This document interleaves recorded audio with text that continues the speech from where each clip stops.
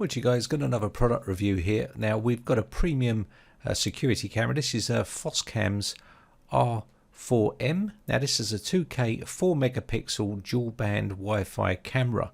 So if you're looking for a dual band Wi-Fi camera that does 2.4 gigahertz and 5 gigahertz, and it has 2K with 4 megapixel on it, then this could be the one for you.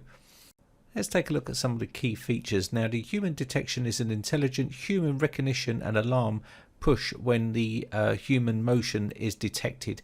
Now also we have remote control, which is a pan of 350 degrees with tilt 100 degrees, wide angle view, which is wide 112 degrees.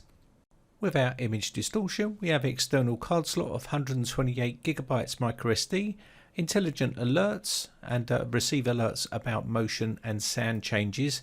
We also have WDR technology and message push, cloud service and two-way audio. Now the cloud management, as you can see here, and cloud recording. We've also got cloud playback as well. Now inside the kit you're going to get everything you see here, your quick start guide. These are super easy to set up, so even if you're not a network guru, they're pretty easy to set up. Let me show you what else we get. We've got the bracket, which is going to be wall mountable, so you can put this on the wall somewhere if you wish. It is an indoor camera, so it's not for external use, but you could put it in some sort of porchway or something like that. Also got some raw plugs and screws, and we do have a plug. So this is a wired type of camera, not an Ethernet, power over Ethernet. We do have an Ethernet cable because it does have an Ethernet port on there, and we also have that Wi-Fi, which is 2.4 and 5 gigahertz as well. And this is the actual camera. So let's get the Wi-Fi antenna screwed onto the back of the camera so we can take a look at the camera itself. Now testing this, the Wi-Fi range is pretty good on this, and you can see here we do have that micro SD card slot, which does take up to 128 gigabyte of storage. We also have the speaker and the Ethernet port there, and we also have the power port with some LED lights to show you network activity. Reset on this side here for resetting the camera. And of course we do have that little microphone there as well. So let's take a look on the bottom. We do have some ventilation and anti-slip rubber feet and a bracket mounting port for putting it onto the wall. So all in all, a very well built camera. This is a pretty much high premium type of camera. So let's get it set up by downloading the Foscam from the Google Play Store. You can also get this on the Apple Play Store.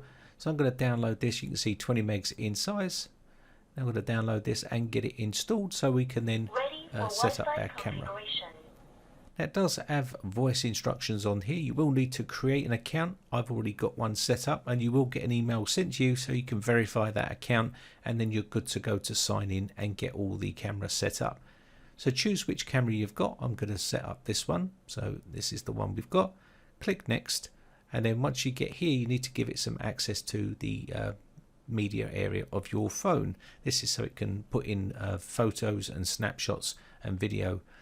So what I'm going to do here is scan the QR code on the bottom of the camera, and that's gone through lovely. Next we need to choose wired or Wi-Fi. We're going to go for Wi-Fi here because that's what we're setting up, and ready for Wi-Fi connection. Let's go ahead and click on this one. You will get a video playing with some audio that tells you how to set up your camera. I already know how to set these up, so I'm going to skip this part. Okay, so now all we need to do is put our Wi-Fi password in here. It's detected my Wi-Fi network. I'm going to go ahead and punch that in. All we need to do now is point this towards the actual camera, and it should connect to our Wi-Fi. So all we need to do is point this in front of the camera lens. There we go. And just let that connect up. It will give you a connection message. So now we can choose what we want to name our camera. I'm going to call this living room. And there we go. So now we're ready to connect up. So if I push the play button here, it should connect to our camera. So there's the menu here. This has all your settings where you can mess around with your settings, and a bunch of other stuff here for the cloud and everything else. You can see here you've got your sign in with fingerprint, and also Wi-Fi only for streaming, also Foscam mail subscription, and a bunch of other things inside here as well. So let's push play, and now it wants to take a username and password for the actual camera, so I'm just going to put those details in. There we go. Now it wants to upgrade our firmware. Now the firmware is very important. It's always important to keep the latest firmware updated on your phone. This can take up to 5 minutes to install. Update is done. And now we should see some footage from the camera. And there we go. So we've now got some footage. Now you've got all your usual stuff here to navigate around. You can move the camera around by using the navigation there. You can also record audio and also take snapshots. These are your settings. You've got advanced settings here. You can see you can mess around with all this sort of stuff at your own leisure once you get your camera. So plenty of settings to mess with. And also you've got smart control here. You've got a firmware, SD card, alarm, and my plan. So depending on what sort of plan you got, you can check that out all in there.